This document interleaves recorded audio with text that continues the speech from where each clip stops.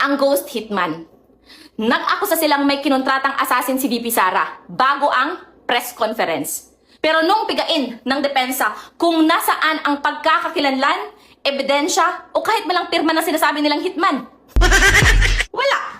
As in zero. Purong speculation at kwentong kotsero lang pala. Pangalawa, sabog na dokumento. Dito ko na lang talaga matatawa. Ang hawak nilang investigative affidavits at records, puno ng substantive errors. Sablay ang mga petsa ng dokumento, magulo at mali-mali ang mga docket numbers. Pangatlo, mismong senador umalma. Dahil sa sobrang gulo ng papeles ng prosecution, maging sina Senator Judges Amy Marcos at Raffy Tulfo, hindi napigilang mapailing at questionin ang kredibilidad ng NBI. Napilitan tuloy magdahilan ang prosecution, mga kababayan, na clerical errors at typo lang daw yun. Nakakatawa na lang isipin, di ba? Paano mo gagamiting basihan para i-impeach ang isang vice presidente ang mga dokumentong parang minadaling i-rush na homework? Kulang na lang, mga kababayan, bagsakan sila ng F grade sa dami ng depekto. Bagsak kayo sa akin, 65 yung grade nyo. Chares! Siyempre, hindi pa pahuli ang pinaka-epic na eksena ng araw na ito kay House Private Prosecutor Attorney Amando Virgil Ligutan. Akala kasi ng marami, Cebuano siya, mga kababayan. Akala ko rin. Pero bigla ba namang nagwaray-waray habang kinakausap ang testigo? Kaya ayun, sinalpak agad siya ng objection ni Attorney Binluan ng defense team dahil hindi siya maintindihan. Pero ang mas matindi, ang palusot ni Attorney Ligutan, noong sitahin siya, ang depensa niya, mga kababayan, sabi niya, ang wikang Filipino naman daw ay encompasses all languages and dialects ng bansa. So doon siya lalong nagmukhang ewan, no? Educate muna natin konti si Attorney Ligutan, ha? Attorney Ligutan, ano ba talaga ang wikang Filipino po? The legal and linguistic definition. May malaking pagkakaiba po ang Filipino bilang isang pambansang wika sa maling paniniwala na ito ay koleksyon lang ng lahat ng dialekto po. Ayon sa Article 14, Section 6 ng 1987 Philippine Constitution. Na-remember ko pa. Shout out sa mga Filipino majors dyan.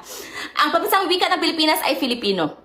Noong 1937 po, Tagalog ang naging basihan ng pambansang wika. Noong 1959, tinawag itong Pilipino upang bigyan ito ng pambansang pagkakakilanlan. Ngunit noong 1987 po, opisyal itong binuo bilang Filipino. Isang buhay at inklusibong wika na bukas sa pag-absorb ng mga salita mula sa iba't ibang katutubong wika. Tulad ng Waray po, Cebuano, Ilocano, at maging ang mga dayuhang wika po tulad ng Espanyol at Ingles. So ang Filipino po ay isang lingua franca. Ito ang wikang ginagamit ng mga Pilipino mula sa iba't ibang rehiyon para magkaunawaan po. So what's the difference po between the academic language versus vernacular?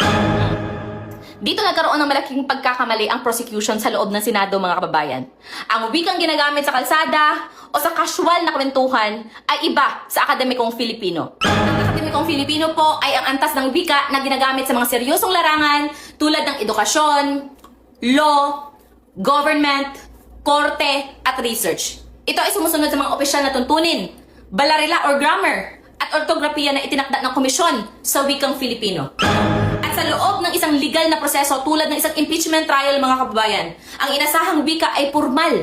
Kapag sinabing Filipino po ang gagamitin sa korte, ito ay tumutukoy sa pambansang wika na nauunawaan ng buong bansa, hindi ang particular na regional na wika ng isang probinsya.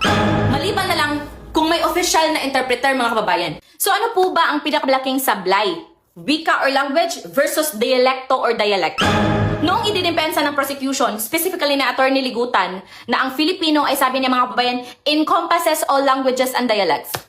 Ipinakita niya ang isang karaniwang pagkakamali na hindi dapat ginagawa ng isang abogado sa isang mataas na korte, mga kababayan. Ang Waray, Cebuano, Ilocano ay mga wika, languages, no? Hindi dialekto. Sa linguistika, mga kababayan, ang wika or language ay may sariling sistema ng tunog o ponolohiya, sariling balarila o gramatika, sariling bokabularyo, at hindi basta-basta naiintindihan ng isang nagsasalita ng ibang wika, not mutually intelligible.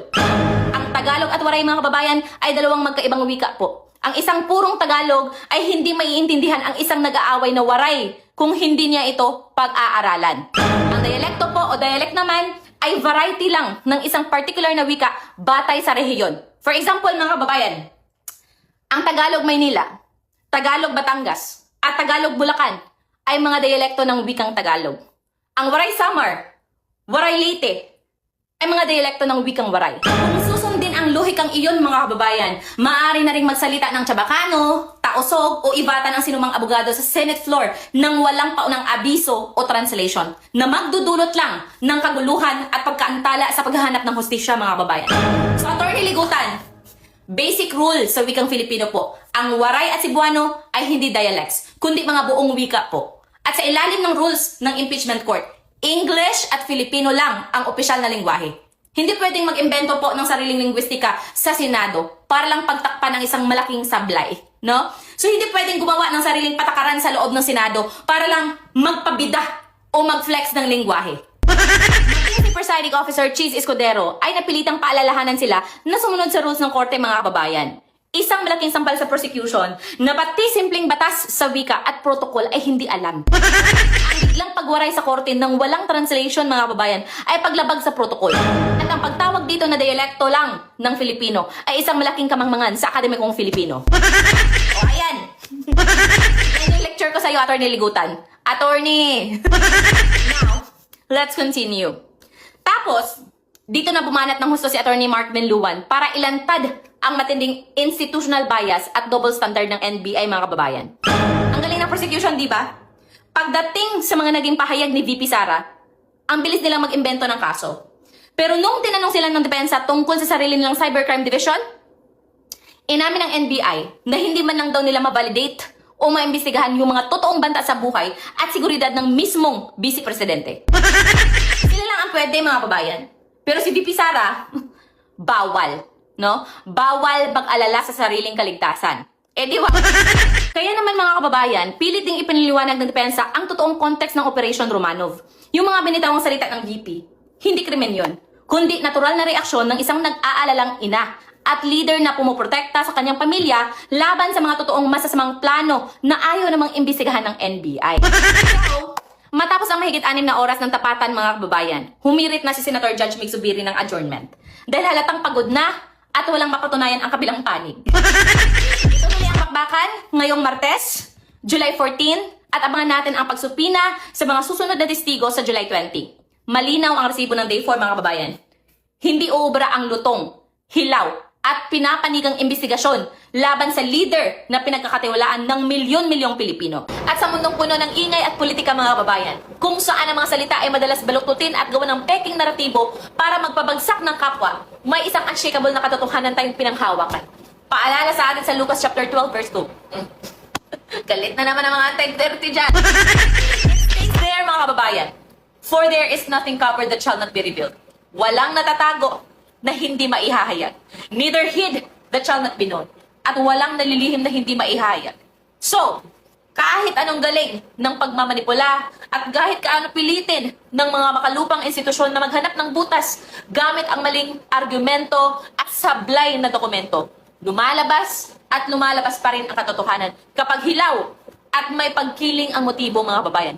Ang mga maling accusation ay parang bahay na gawa sa buhangin. Isang hampas lang ng totoong hustisya, guguho at guguho rin ito sa sarili nitong mga depekto.